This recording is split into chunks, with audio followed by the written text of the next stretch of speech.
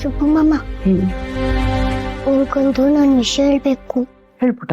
ರಾಜೇಶ್ವರಿ ಅಂತ ಇದಾರಲ್ಲ, ಅವರು ನಿಮ್ ಬಗ್ಗೆ ನನ್ನ ಹತ್ರ ಕೇಳ್ತಿದ್ರು.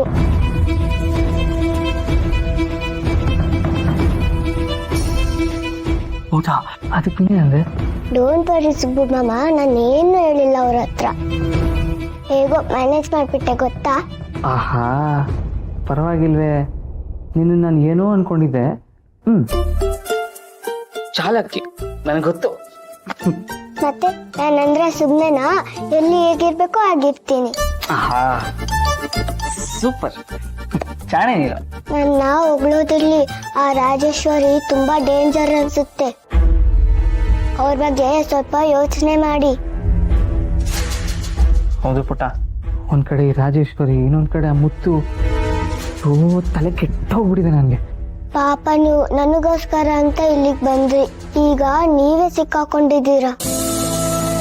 ಸಾರಿ ಸುಬ್ಬು ಮಾಮ, ನನ್ನಿಂದ ನಿಮ್ಗೆ ತುಂಬಾ ತೊಂದರೆ ಆಗ್ತಿದೆ. ಆದ್ರೆ ಏನ್ ಮಾಡ್ಲಿ, ನೀವಿಲ್ಲ ಅಂದ್ರೆ ಇವ್ರ ಮಧ್ಯೆ ಎಲ್ಲ ನಾನು ಒಬ್ಳೆ ಆಗ್ಬಿಡ್ತೀನಿ. ಗೊತ್ತು ಪುಟ್ಟ, ನಿನ್ನ ಪರಿಸ್ಥಿತಿ ನನಗೆ ಅರ್ಥ ಆಗುತ್ತೆ.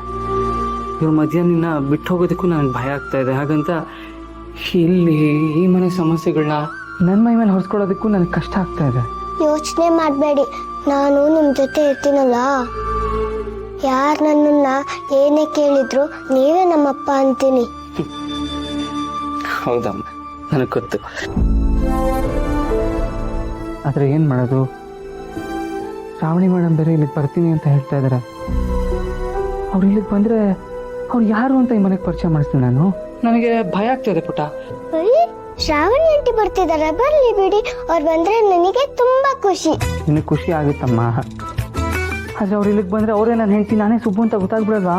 ಅಯ್ಯೋ ದೊಡ್ಡ ನೀವು ಇಲ್ಲಿಗೆ ನಮ್ಮಪ್ಪ ಅನ್ಕೊಂಡು ದೀಪಕ್ ಅನ್ಕೊಂಡು ಹೇಗ್ ಬಂದ್ರಿ? ಒಂದ್ ನಿಮಿಷ. ನಾನು ದೀಪಕ್ ಅನ್ಕೊಂಡು ಬಂದಿಲ್ಲ. ಈ ಮನೆಗೆ ಬಂದ್ಮೇಲೆ ಈ ಮನೆಯವರೆಲ್ಲ ಸೇರಿ ನಾನು ದೀಪಕ್ ಮಾಡಿರೋದು. ಅದೇ ಇಲ್ಲಿ ಹೇಗೆ ನಿಮ್ಮನ್ನ ನನ್ನಪ್ಪ ಅನ್ಕೊಂಡಿದಾರೋ, ದೀಪಕ್ ಅನ್ಕೊಂಡಿದಾರೋ, ಅದೇ ತರ ಶ್ರಾವಣಿ ಅಂಟಿನೂ ಬೇರೆ ವೇಷದಲ್ಲಿ ಕರ್ಸಿದ್ರೆ ಆಯ್ತು. ಅವ್ರು ನಿಮ್ಮ ಹೆಂಡತಿ ಹಾಕಿ ಬಂದ್ರೆ ತಾನೇ ಪ್ರಾಬ್ಲಮ್ಮು. ಹೌದಲ್ವಾ? ಸೂಪರ್ ಪುಟ್ಟ, ಸೂಪರ್. ನನಗೆ ತೋರಿಸ್ಲೇ ಇಲ್ವಲ್ಲ, ಅದಕ್ಕೆ ನಿಮ್ ದಡ್ಡ ಅಂದಿದ್ದು. ಆದ್ರೆ ಶ್ರಾವಣಿ ಮೇಡಮ್ ಇದಕ್ಕೆಲ್ಲ ಒಪ್ಕೋತಾರೋ ಇಲ್ವೋ? ಈ ವಿಷಯ ಹೇಳಿದ್ರೆ ಅವ್ರು ಏನ್ ಅನ್ಕೋತಾರೋ, ಹೇಗ್ ರಿಯಾಕ್ಟ್ ಮಾಡ್ತಾರೋ ಏನೋ ಗೊತ್ತಾಗ್ತಾ ಇರೋ. ಏನೂ ಆಗಲ್ಲ ಸುಬ್ಬು ಮಾಮ, ಒಪ್ಕೊಂತಾರೆ, ಟ್ರೈ ಮಾಡಿ.